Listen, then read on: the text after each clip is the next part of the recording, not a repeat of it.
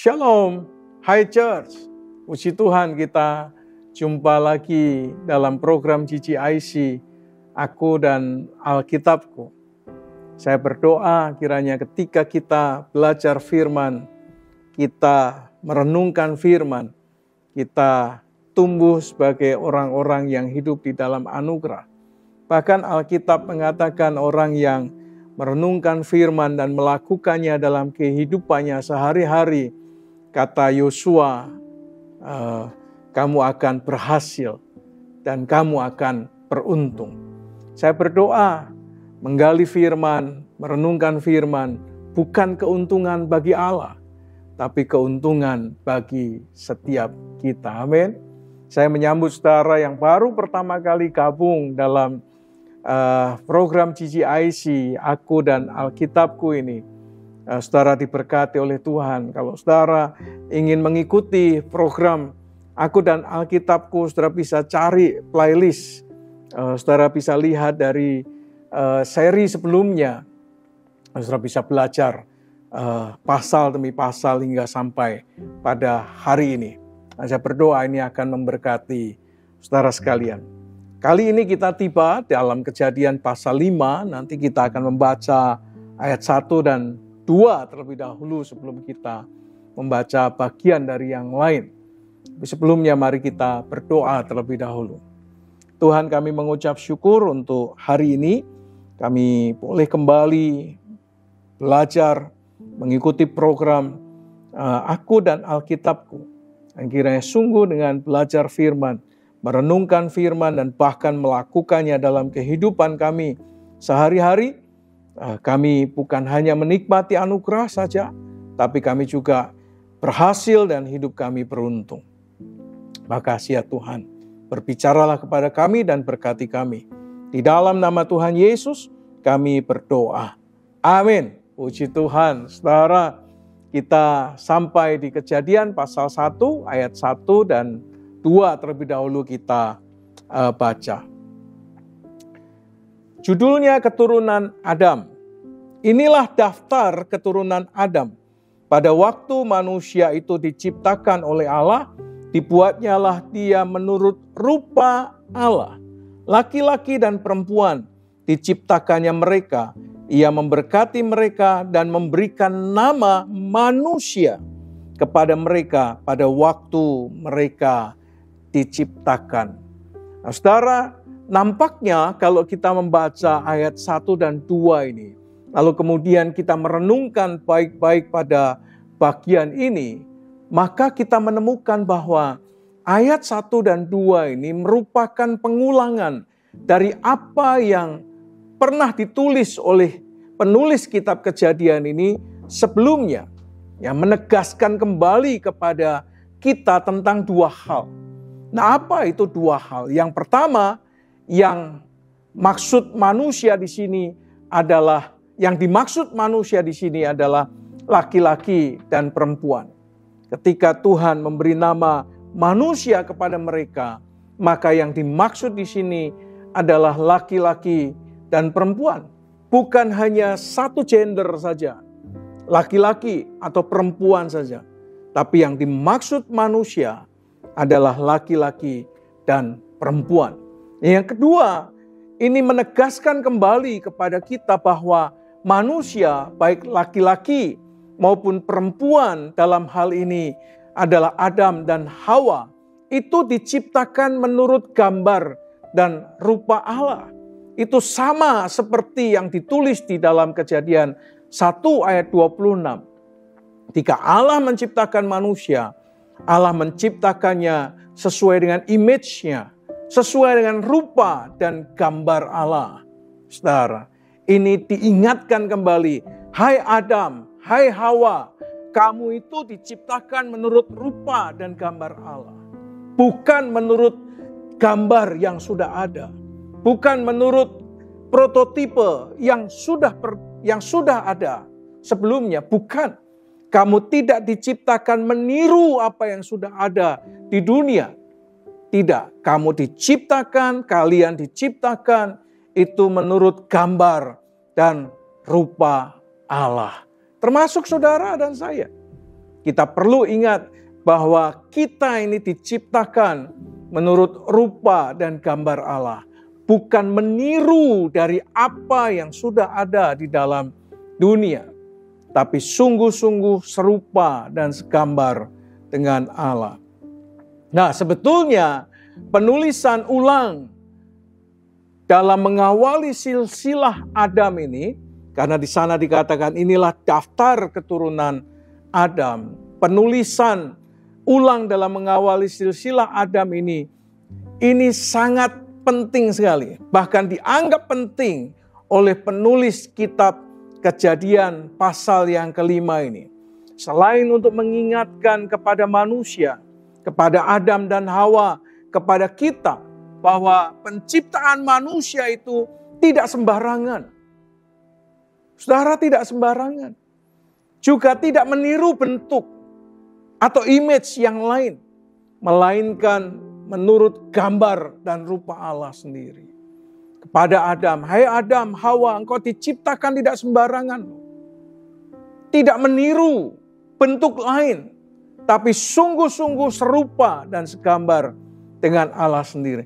Hai Trofimus, hai saudara, kalian ini diciptakan tidak sembarangan, tidak main-main, tidak asal-asalan, tapi sungguh-sungguh diciptakan menurut gambar dan rupa Allah.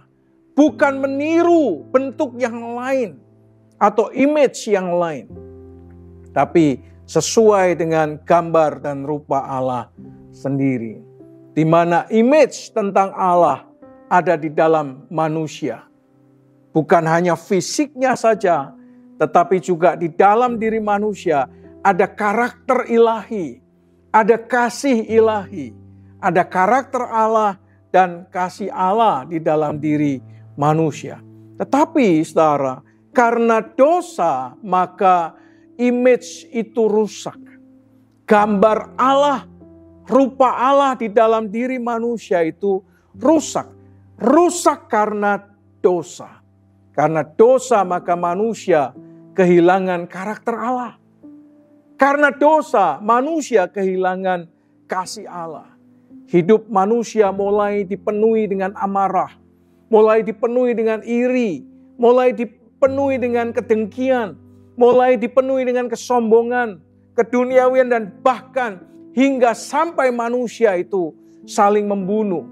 Yang sebetulnya kalau kita perhatikan sangat jauh dari karakter Allah, sangat jauh dari kasih Allah. Image Allah di dalam diri manusia rusak karena dosa. Orang yang seharusnya memiliki kesabaran, penguasaan diri, memiliki kasih, tidak saling marah, tidak saling membunuh, harusnya ada di dalam diri manusia. Tapi karena dosa, image itu luntur, image itu rusak, sehingga manusia kehilangan karakter Allah di dalam dirinya. Manusia kehilangan kasih Allah di dalam diri mereka. Nah, oleh karena itu kalau kita perhatikan di dalam ayat yang ketiga, kita baca ayat yang ketiga, setelah Adam hidup 130 tahun, ia memperanakkan seorang laki-laki menurut rupa dan gambarnya. Nya siapa di sini? Bukannya Allah, tapi nyanya manusia. Bukan lagi menurut gambar dan rupa Allah, tetapi menurut gambar dan rupa manusia, Adam dan Hawa, lalu memberi nama Set kepadanya. Wow. Saudara, keturunan-keturunan Adam dan Hawa yang lahir tidak lagi serupa dan segambar dengan Allah, memiliki karakter Allah, memiliki kasih Allah, tidak lagi, karena sudah kehilangan, rusak karena dosa.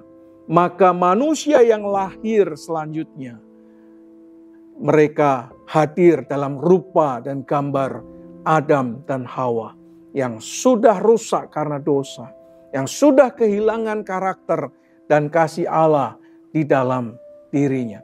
Karena image Allah dalam diri manusia pertama telah rusak, maka yang ada, yang hidup, dan yang tumbuh di dalam diri manusia bukan lagi gambar dan rupa Allah. karakter Allah, kasih Allah, tetapi gambar dan rupa manusia. Wow, luar biasa. Jadi rupa dan gambar kita hari ini adalah rupa dari gambar dan rupa manusia yang telah jatuh di dalam dosa, yang telah kehilangan karakter Allah dan kehilangan kasih Allah. Saudara bisa bayangkan apa yang terjadi dalam dunia sebelum manusia ditebus oleh darah Tuhan Yesus. Sebelum manusia, saudara dan saya diampuni dosanya, saudara, manusia tidak hidup dalam rupa dan gambar Allah, melainkan mereka hidup dalam rupa dan gambar manusia. Dengan kata lain sebetulnya hendak mengatakan, setiap manusia yang lahir pada masa itu, hingga sampai ditebus oleh Tuhan Yesus Kristus, dia lahir dalam rupa dan gambar Allah yang sudah rusak. Rupa dan gambar Allah yang sudah dirusak oleh dosa. Oleh karena itu saudara dan saya perlu ditebus oleh darah Tuhan Yesus. Saudara dan saya perlu diampuni, dipulihkan, supaya rupa dan gambar Allah di dalam diri kita dipulihkan kembali. Tumbuh kembali karakter Allah, kasih Allah di dalam diri kita. Oleh karena itu setiap manusia di dalam dunia ini membutuhkan darah Tuhan Yesus Kristus. Membutuhkan penebusan supaya rupa dan gambar Allah yang rusak oleh karena dosa dipulihkan kembali di dalam diri manusia. Sehingga manusia tidak lagi saling membenci. Manusia tidak lagi saling membunuh. Tapi saling mengasihi satu dengan yang lainnya. Sebagaimana yang Tuhan harapkan. Amin. Amin. Nah, bagian yang kedua, ayat yang kedua, di sana dikatakan demikian. Setelah Adam hidup 130 tahun, ia memperanakkan seorang anak laki-laki menurut rupa dan gambarnya. Lalu memberi nama Set. Ayat yang pertama maksud saya. Ia memberkati mereka dan memberikan nama manusia kepada mereka pada waktu mereka diciptakan. Allah memberi nama mereka manusia. Nah, manusia yang dimaksud di sini adalah laki-laki dan perempuan. Alkitab mengatakan pada mulanya hanya dipanggil dengan nama manusia. Jadi manusia itu dipanggil dengan nama manusia, baik laki-laki maupun perempuan, namanya adalah manusia. Adam dalam bahasa Ibraninya, dalam bahasa aslinya adalah Adam. Itulah nama dan panggilan mereka. Setelah itu manusia tidak lagi dipanggil manusia. Karena manusia memiliki nama-nama yang berbeda. Ada Kain, ada Habel, ada Set, ada Enos, ada Lameh, ada Henoch, ada Nuh, dan seterusnya. Untuk membedakan satu dengan yang lainnya. Nah, dalam bahasa Ibrani, manusia itu disebut Adam. Apa artinya Adam? Paling tidak kita menemukan beberapa arti, saudara, kalau kita belajar ya, kita gali firman ini, kita menemukan beberapa arti. Yang pertama, Adam itu artinya rudi. Arti rudi itu bisa berarti memerah, merah sehat, kelihatan segar dan sehat. Tapi bisa juga berarti kata rudi itu berarti terkutuk. Adam itu artinya terkutuk. Bisa jadi artinya terkutuk. Yang kedua, kata Adam itu berarti to be rubbed red. Artinya digosok sampai merah. Jadi Adam menjadi merah itu karena digosok sampai merah. Karena Adam itu artinya merah. Atau yang ketiga, to emit redness, yaitu memancarkan kemerahan. Dan yang keempat, to grow red, menjadi merah. Nah, saudara, sebetulnya tidak ada yang salah dengan definisi yang diberikan untuk kata Adam, sebagaimana yang tadi saya sudah sampaikan. Memang demikianlah arti kata Adam secara literal.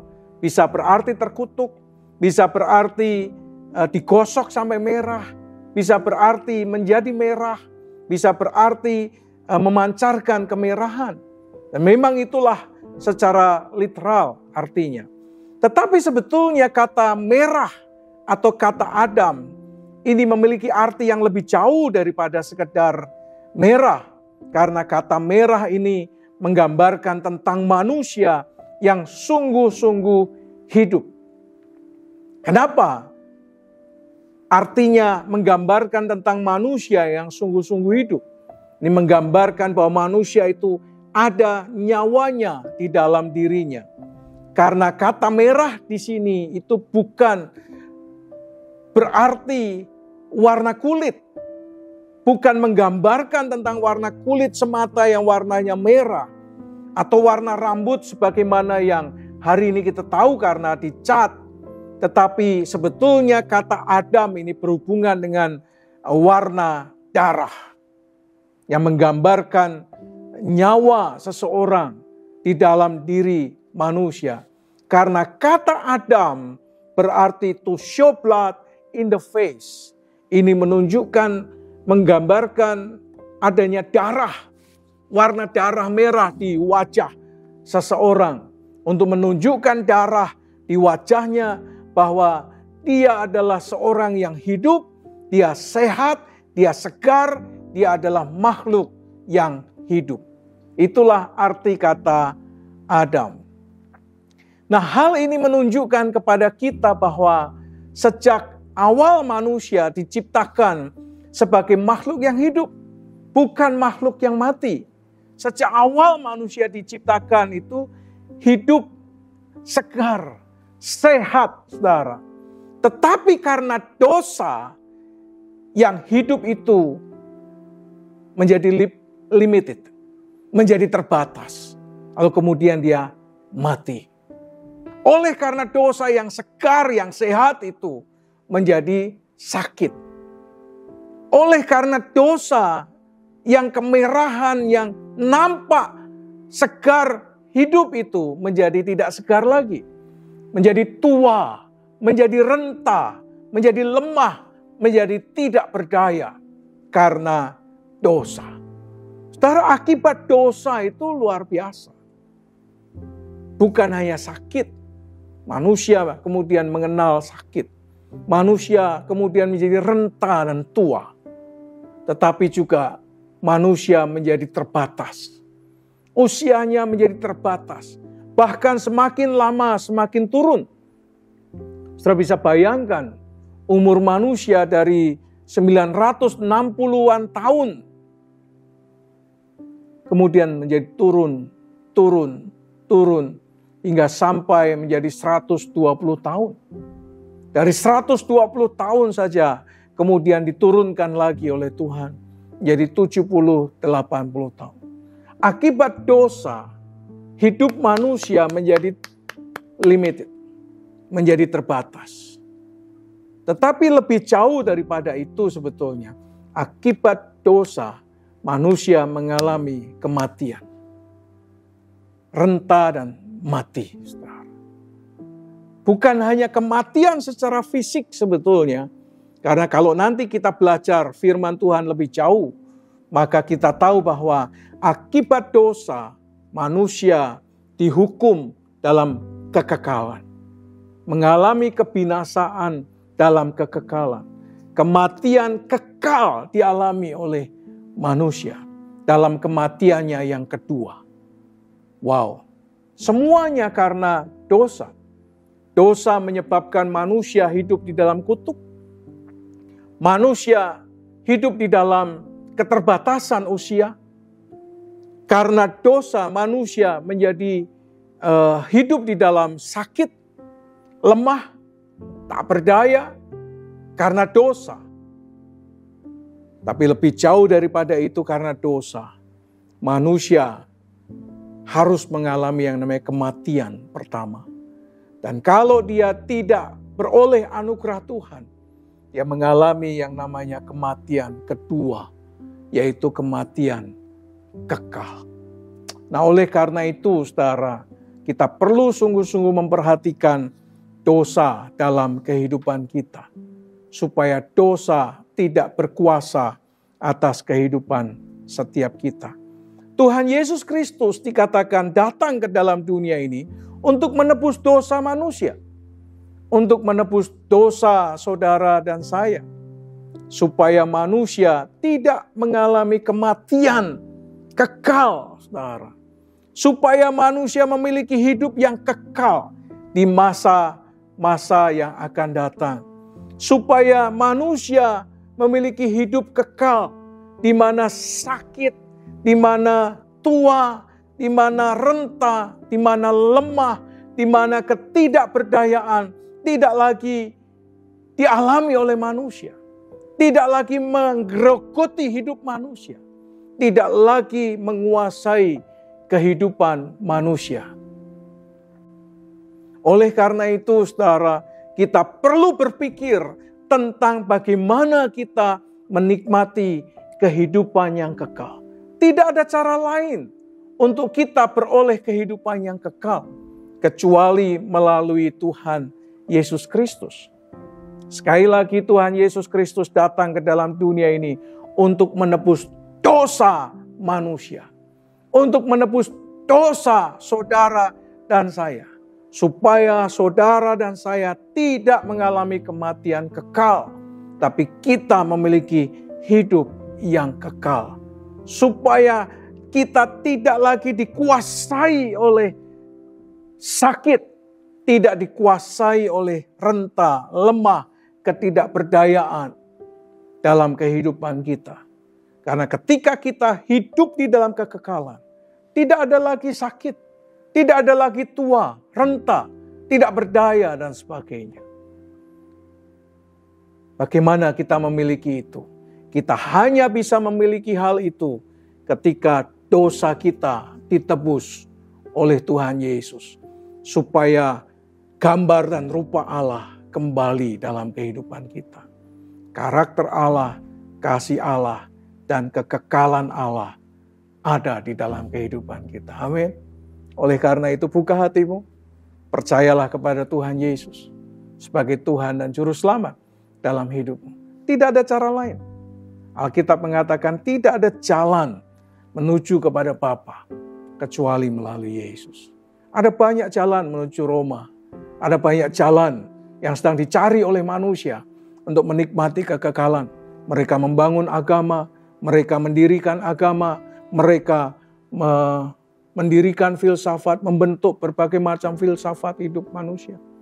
Supaya beroleh hidup kekal. Mereka berbuat baik, mereka melakukan kebaikan demi kebaikan supaya beroleh hidup kekal. Saudara, tidak bisa. Gambar dan rupa Allah hanya bisa kembali dalam kehidupan kita hanya melalui penebusan Tuhan Yesus Kristus yang telah dilakukannya di atas kayu salib. Darahnya membayar lunas hutang dosa kita supaya kita bisa kembali serupa dan segambar dengan Allah dalam karakter dan kasih-Nya dan juga dalam kekekalannya, dalam hidup kekal bersama dengan Bapa di surga. Percayalah kepada Yesus, saudara. Ini kebenaran firman yang tidak dapat disangkal. Telah terbukti dalam sejarah umat manusia bahwa Yesus dianugerahkan Tuhan kepada dunia. Dia mati bagi saudara dan saya. Amin. Amin. Buka hatimu, terima Dia sebagai Tuhan dan Juru Selamat dalam hidupmu. Secara pribadi. Mari kita berdoa. Terima kasih Tuhan, kami bersyukur. Kiranya sungguh kami boleh kembali memiliki kehidupan yang serupa dan segambar dengan Allah. Dalam karakter dan kasih Allah. Dan bahkan dalam kekekalan. Dalam hidup yang kekal. Terima kasih Bapa, kami bersyukur. Kami bersyukur. Kiranya Engkau mengampuni dosa kami. Melayakkan kami. Penebusan Tuhan Yesus Kristus menjadi bagian dari hidup kami sampai selama-lamanya. Kalau ada di antara kami ya Tuhan yang hari ini dengar firman-Mu, mereka sujud bertelut mengakui Engkau sebagai Tuhan dan Juru Selamat. Kiranya sungguh Engkau mengampuni dosa mereka dengan pengampunan Tuhan yang sempurna. Kiranya sungguh mereka boleh menikmati penebusan dan peroleh kembali kehidupan yang serupa dan segambar dengan Allah dalam kekekalan bersama dengan Bapa di surga. Kami bersyukur untuk hari ini. Di dalam nama Tuhan Yesus kami berdoa. Haleluya. Amin. Selamat bergabung bagi saudara yang percaya kepada Tuhan Yesus. Kita adalah keluarga di dalam Kristus Yesus. Amin.